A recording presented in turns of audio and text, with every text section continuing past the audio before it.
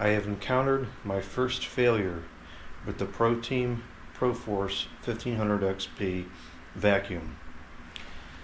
The issue is with the head.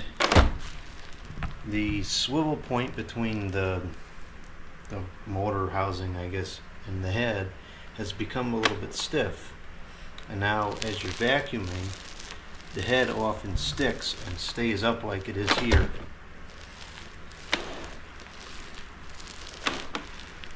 Sometimes it's fine, and other times it sticks up like that. You can hear there's a pretty considerable amount of friction there now.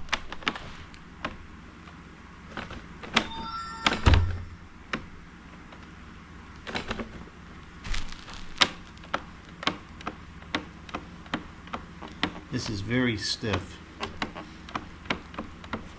So hopefully this is an easy fix. I suspect a couple drops of oil will fix it. I'll do a live, or technically it's recorded, but I'll do a demonstration during normal usage so you can see what happens, and then we'll go downstairs to the bench and see if we can get this lubricated.